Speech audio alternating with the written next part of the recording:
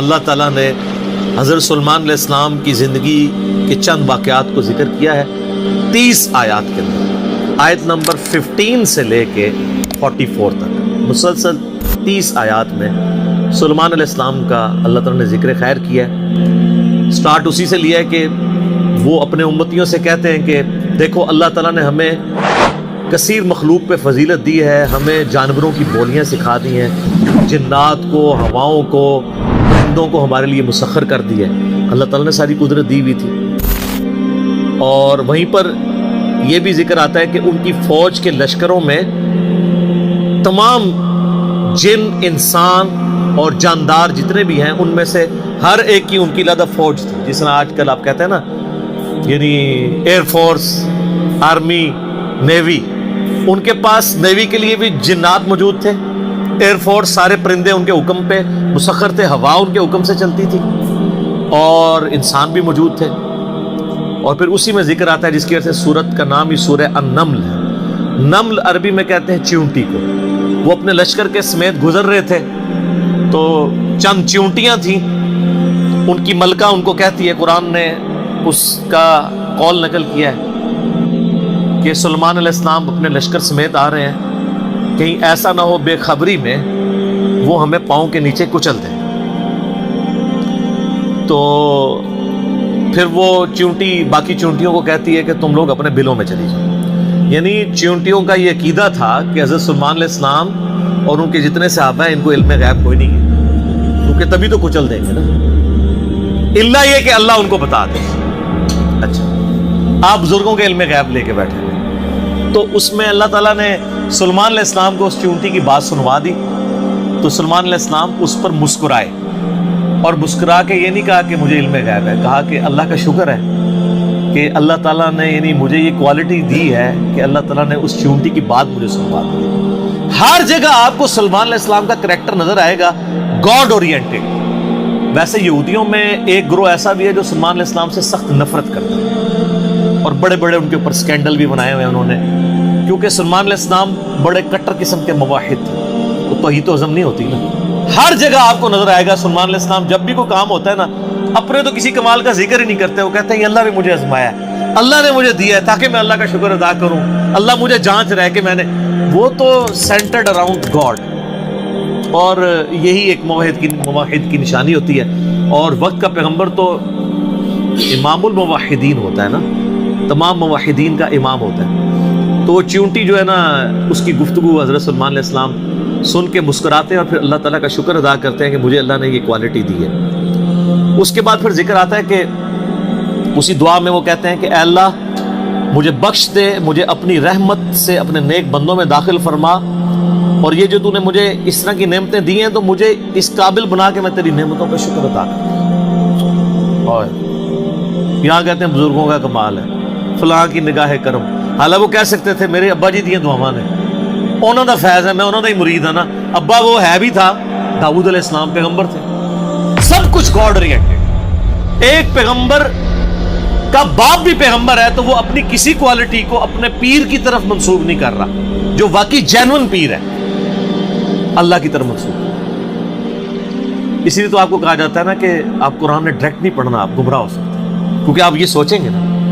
تو اس لیے تو ہم کہتے ہیں مرنے سے پہلے اے مسلمان کر لے اس پہ غور، کتابوں کا خدا اور ہے، بابوں کا خدا اور جب تم غور کر لو اس کے بعد ایک بار یہ بھی کہنا کہ نہ میں وہابی نہ میں بابی، میں ہوں مسلم علمی کتاب۔ نہ ہم سو کالڈ وہابی ہیں، کوئی علمی بات کرے تو اس کو کہتے ہیں وہابی ہے، اور نہ ہم بابوں کا دفاع کرنے والے بابی ہیں، ہم علمی کتابی مسلم ہیں، الحمدللہ۔ اچھا، وہ سورہ نمل میں پھر آگے چلتا ہے کہ حضرت سلیمان علیہ السلام اپنے دربار میں بیٹھے ہوتے ہیں، اب سارے ان کے کمانڈر حاضر ہیں، جنوں کا کمانڈر بھی ہے، اسی طریقے سے انسانوں کے کمانڈر بھی، سارے ان کے سردار وہاں پہ جمع ہیں۔ تو جو ان کی ایئر فورس کا کمانڈر تھا نا، وہ ہدہد ایک پرندہ ہے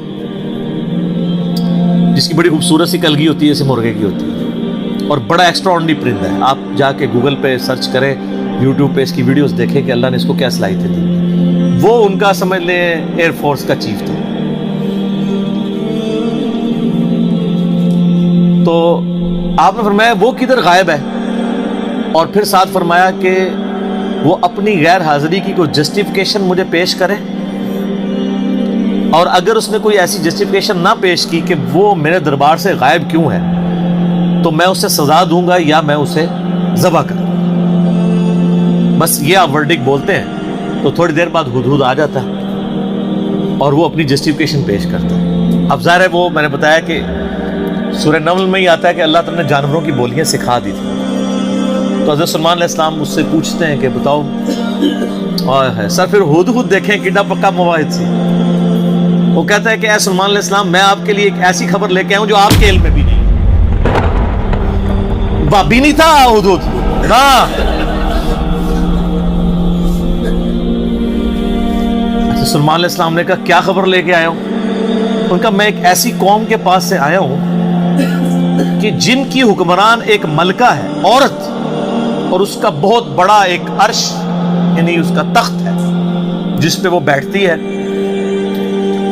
اب وہ آپ کو نا ویسے کھنڈرات بھی اس کے مل چکے، میں ایک پکچر ہمیں ملی، انشاءاللہ ہم اس میں اٹیچ بھی کریں گے۔ آلموسٹ سمجھ لیں وہ کوئی آج کے دور کے اعتبار سے آپ دیکھ لیں کوئی 50 فٹ چوڑا اور لمبائی میں تقریباً 100 فٹ اور اونچائی میں بھی تقریباً 50 فٹ کے برابر، مختلف اقوال ملتے ہیں۔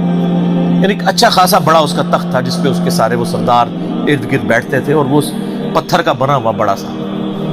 ان کا میں نے ایک عورت دیکھی ہے، تو وہ آپ کے علم میں نہیں ہے کہ وہ حکومت کر رہی ہے ان پہ، اور بڑا اس کا ایک تخت ہے، اس کے کئی سردار ہیں، اور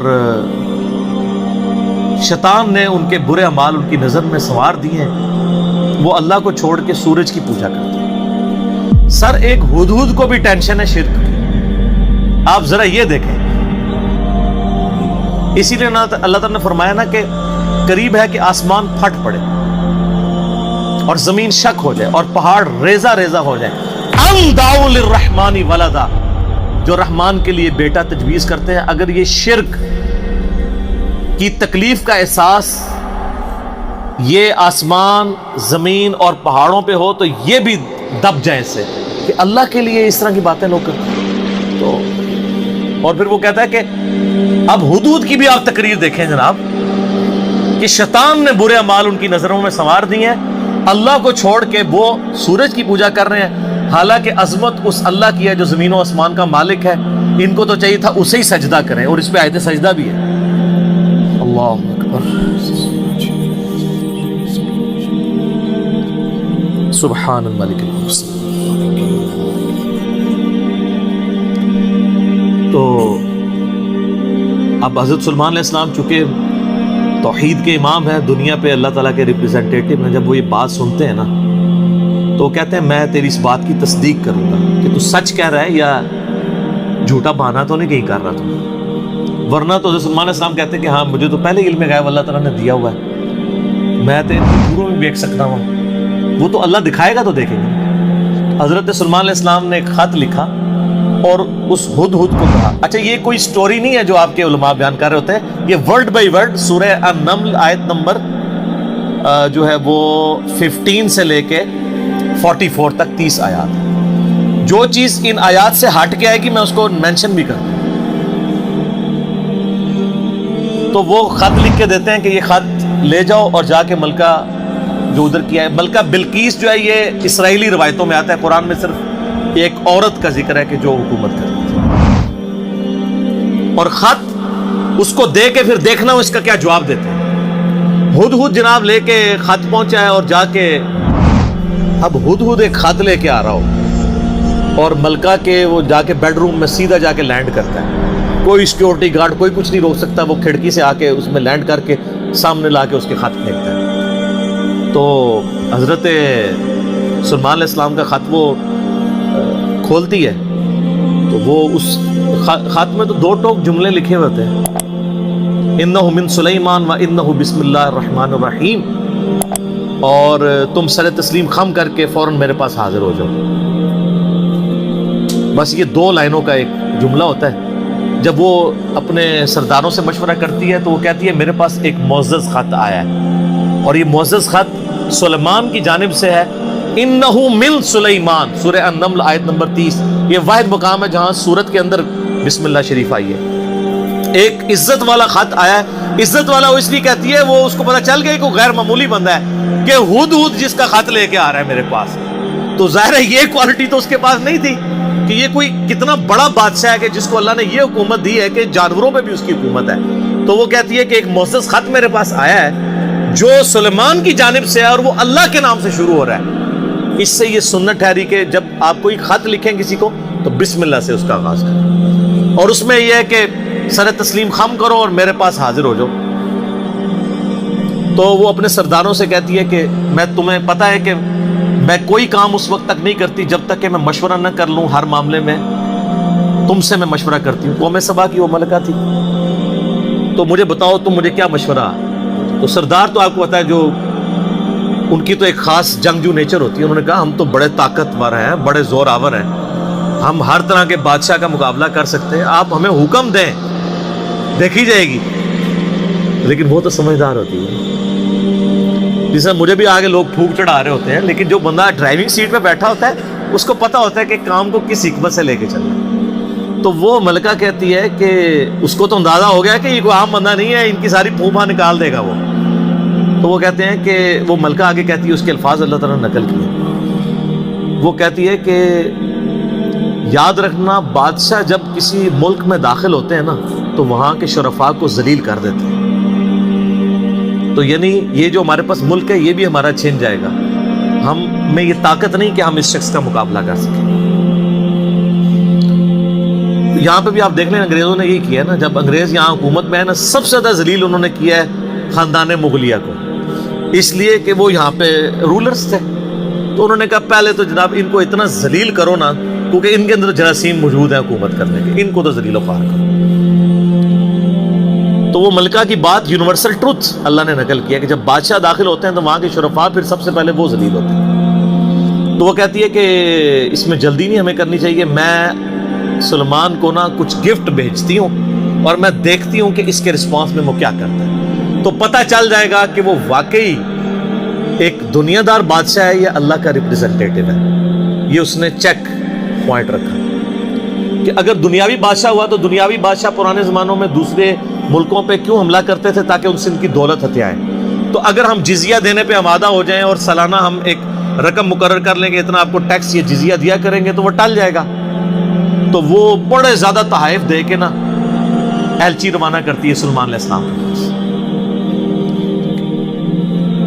اور وہاں پہ سلمان علیہ السلام کے پاس جب وہ ایلچی پہنچتے ہیں تو سلمان علیہ السلام تو اسٹریٹ فارورڈ ان کو جواب دیتے ہیں کہ مجھے جو کچھ اللہ نے دیا ہے تمہاری یہ دنیا کی حقیر دولت اس کے مقابلے میں کچھ نہیں ہے, مجھے تو اللہ نے کیا حکومت دی ہوئی ہے. تو بلکہ سورہ نمل میں اللہ تعالیٰ نے ان کی دعا بھی نقل کی ہے. سلمان علیہ السلام کہتے ہیں اللہ مجھے ایسی حکومت دینا جو میرے بعد پھر کسی کو نہ ملے. اور انسانی تاریخ میں سلمان علیہ السلام سے بڑا بادشاہ نہ ان سے پہلے کو گزرا ہے نہ بعد میں جس کو اس لیول کی اللہ تعالیٰ نے حکومت دی ہو. تو وہاں پہ جب ایلچی پہنچتے ہیں تو وہ ان کو اسٹریٹ فارورڈ جواب دیتے ہیں اور ان کو واپس کر دیتے ہیں کہ جاؤ اور اپنی ملکہ کو بتا دینا کہ اب ہم وہ لشکر لے کے آئیں گے جس کی تاب تمہارے لشکر نہیں رکھ سکتے, انتظار کرو ہمارا.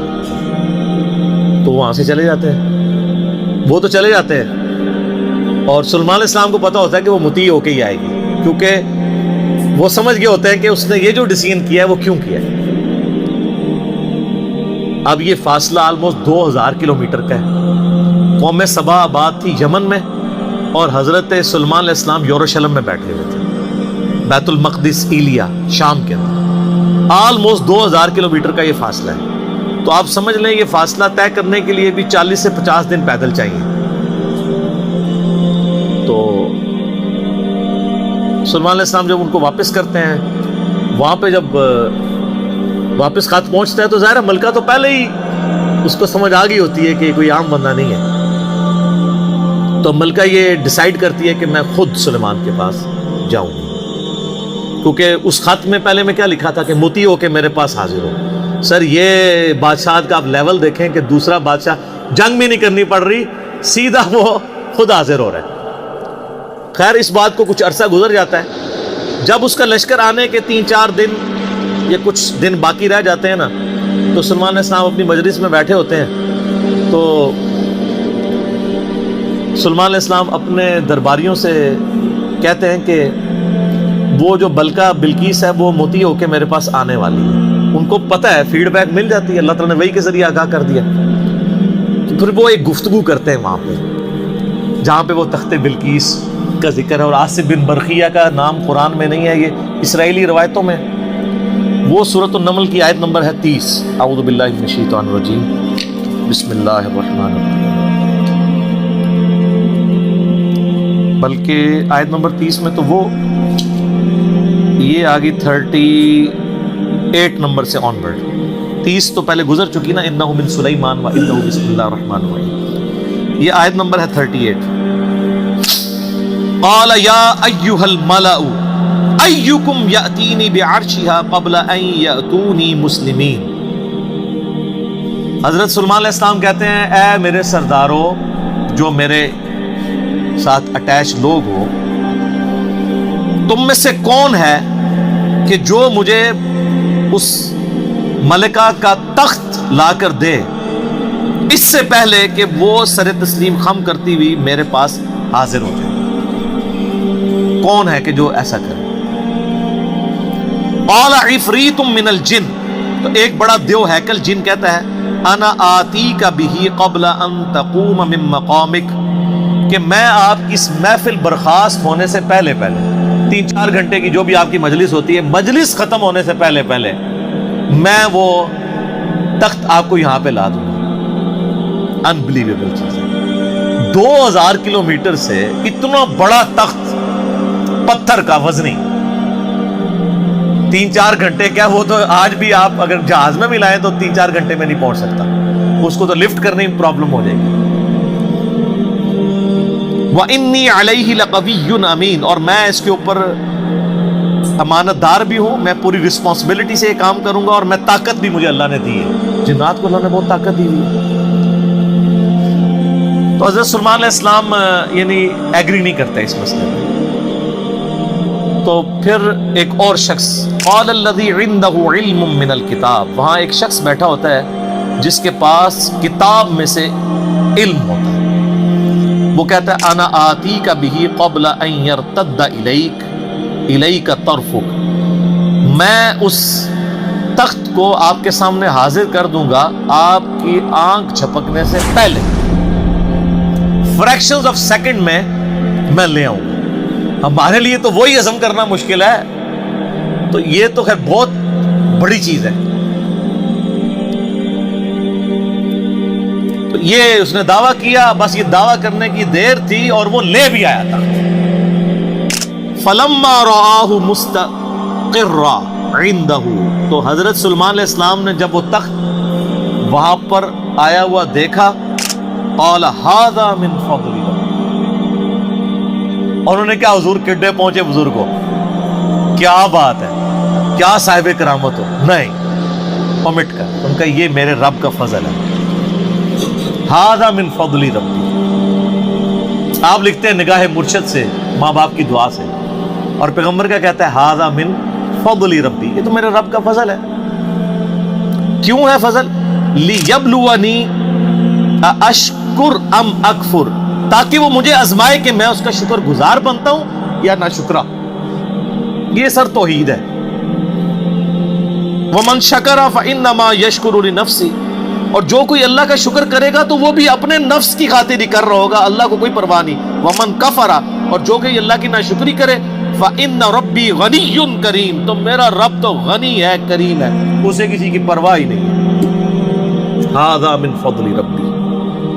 اچھا، اس کے بعد پھر آتا ہے کہ وہ ملکہ جب آئی، حضرت سلمان علیہ السلام نے کہا کہ نا اس تخت کی حیت بدل دو، ڈیزائننگ اس کی تھوڑی سی چینج کر دو، جو اس کے اوپر کوئی پھول بوٹے لگے ہوئے تھے تھوڑا سا اسے ٹیمپر کرو، اور میں دیکھوں گا کہ وہ پہچانتی ہے اپنے تخت کو نہیں کہ نہیں پہچانتی. تو وہ پھر ملکہ وہاں پہ آ پہنچتی ہے. تو سلمان علیہ السلام اسے ریسیو کرتے ہیں اور کہتے ہیں اس تخت کے بارے میں تیرا کیا خیال ہے؟ تو وہ بڑی سمجھدار ہوتی ہے، تو وہ کہتی ہے یہ تو لگتا ہے کہ یہ میرے تخت ہی ہے، اس کی مثل مجھے لگ رہا ہے، بلکہ شاید وہی ہے. تو یہ اس کی سمجھداری کا بھی ثبوت ہے کہ وہ اس کو ٹیمپرڈ فارم میں بھی پہچان لیتی ہے، اور یہ اس کو دوسرا میسج مل جاتا ہے انہوں نے کیا لڑنا ہے، اس نے کہاں سے لڑنا ہے۔ وہ تو یہ بھی نہیں تھی ایکسپیکٹ کر سکتی کہ 4 مہینے میں بھی کوئی اٹھا کے یہاں لا سکے، ابھی تو اس کو یہ پتہ ہی نہیں تھا یہ تو ایسے آیا ہوا ہے۔ تو پھر سلیمان علیہ السلام اسے اپنے جو ٹیمپل ہے نا اس کی بھی تھوڑی جھلک کرواتے ہیں۔ آگے ایک محل میں جب لے کے آتے ہیں کمرے میں، تو اس میں ایسے شیشے جڑے ہوئے ہوتے ہیں کہ وہ گویا دیکھنے میں تالاب محسوس ہو رہا ہوتا ہے۔ تو جب اس پہ پاؤں رکھنے لگتی ہے وہ سمجھتی ہے شاید پانی والا تالاب ہے، تو وہ اپنے جو تہمد ہے یا جو بھی اس نے کپڑے پہنے ہوتے ہیں وہ تھوڑی سی اٹھا لیتی ہے، اس کی پنڈلیاں بھی ننگی ہو جاتی ہیں، وہ سمجھتی ہے پانی ہے، وہ پانی نہیں ہوتا، تو وہ امپریس ہوتی ہے۔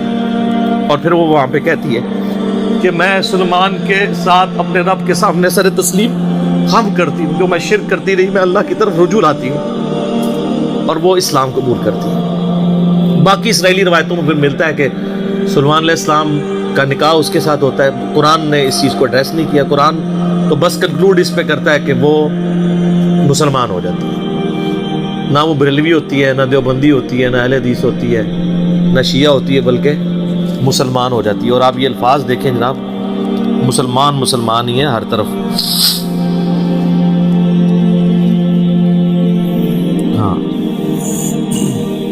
قالت رب انی ظلمت نفسی، وہ کہتی ہے میرے رب میں اپنی جان پہ ظلم کرتی رہی اس سے پہلے، واسلمت مع سلیمان للہ رب العالمین، اور میں سلیمان کے ساتھ سر تسلیم خم کرتی ہوں اس رب کے سامنے، اللہ کے سامنے جو سارے جہانوں کا پالنے والا ہے، میں سر تسلیم خم کرتی ہوں، میں مسلم ہوتی ہوں۔ تو وہ اپنا آپ اپنے رب کے حضور سر تسلیم خم کر دیتی ہے۔